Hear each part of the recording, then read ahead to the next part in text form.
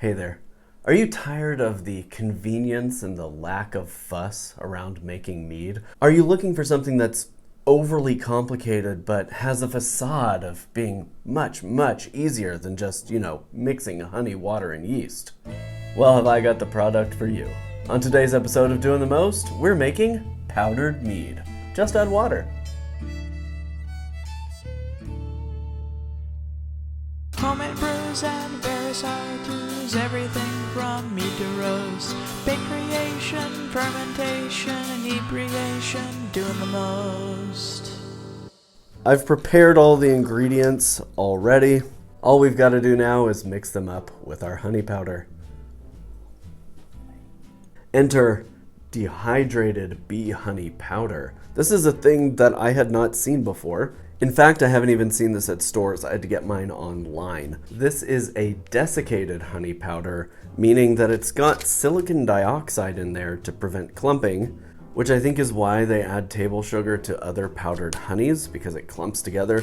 But with the maltodextrin in here and the silicon dioxide, it shouldn't clump, and it shouldn't have anything in there that's interfering with the honey flavor. So this should be perfect for our powdered mead. So I've got everything lined up out here. Let's go ahead and get our powdered mead mixed up.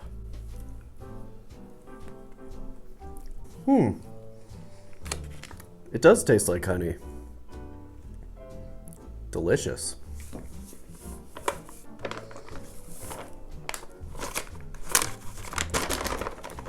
Next we'll add our erythritol. That way there's some non-fermentable sweetener in there at the end. And we're going to need a little tannin to help it grip the palate. We have citric and malic acid to balance the acid profile. Those just go right in. And Fermade K. This will be our nutrient. Now we don't want a murky mead on the other end of this, so let's go ahead and add some bentonite. And finally, this isn't going to ferment on its own, so let's go ahead and add some EC1118 wine yeast.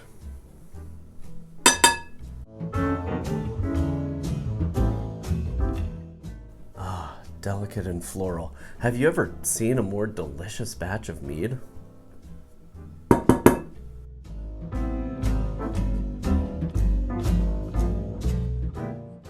And there you have it. Mead ready to be mixed up at any time. But why wait? Let's go ahead and mix up a delicious batch now.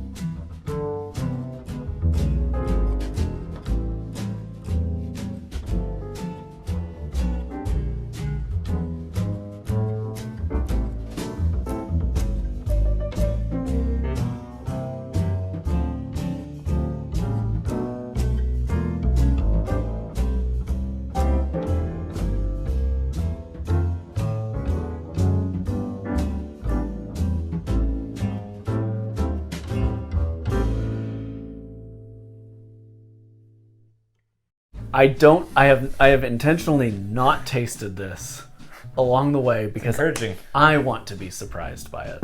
Okay. I love an unlabeled bottle. It looks clear though. I mean, I will note that you got a good clarity to it. Yep. So a while back, what was it, about a year ago, I gave you some honey powder. Yes. And we attempted to do a mead swap with it. Did not go well. It didn't ferment, right? It didn't. Yeah. We got through maybe 10 of the 90 points or whatever it was. So I bought a completely different honey powder that's made in a different way for this experiment, which is an all powders mead.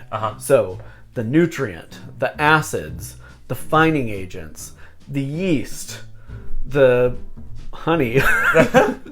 Everything was a powder. Okay. Everything was mixed together, and then I just add water. So this is the world's spookiest mead. I mean, literally, you can't get more spooky white powder than a mead that's made entirely with powders and No water. liquid except for the water. Yeah. So this was a 1 gallon batch. Okay. My goal with this was to ferment it and not futz with it at all. So that's what I did. I didn't add any nutrient. I didn't aerate it. I didn't do anything to it other than mix water with powder and let it do its thing. But your powder, did you include your nutrients and stuff in your powder? Yeah, the whole. Oh, okay. The You just put it as a package. Okay. Yeah, everything was just one big Okay. bag of powder that I poured into a carboy and then added water to. All right. Okay. So that fermented, and it fermented aggressively, at least initially, because it blew out through the airlock. Okay. It did its thing, right?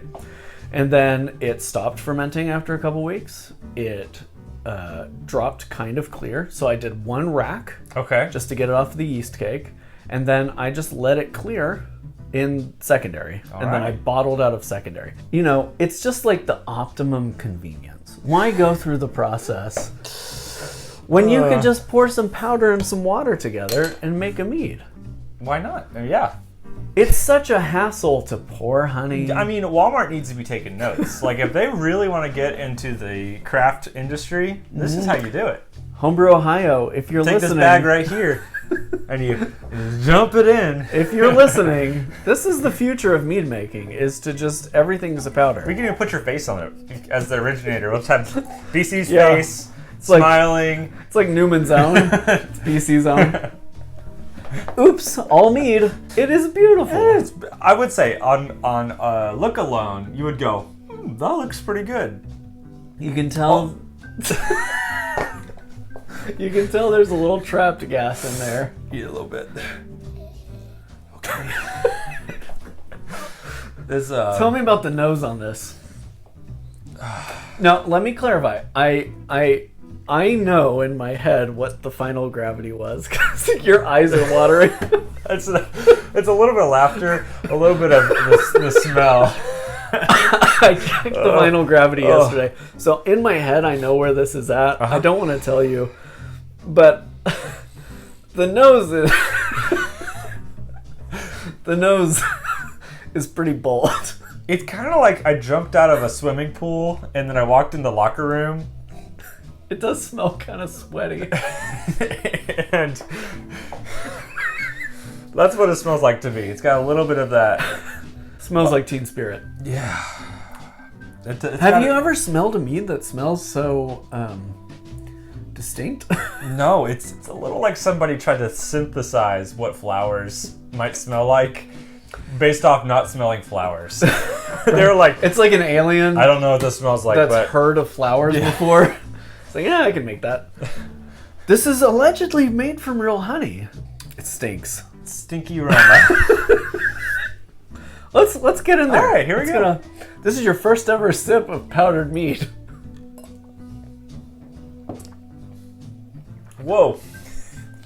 Oh, yeah. The grit, it's like, The back sweetening sugars were in there too.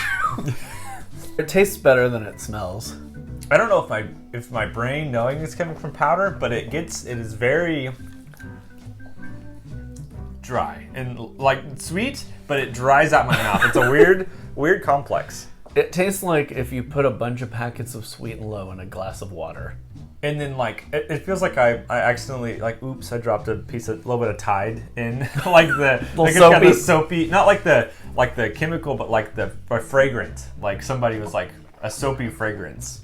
It's not honey character. It is like it's weird. It's just all bright floral and like this. But what's weird is like we talk about sweetness and we go sweetness and floral value, but this is like sweetness and floral and like the interconnecting point of honey is not there.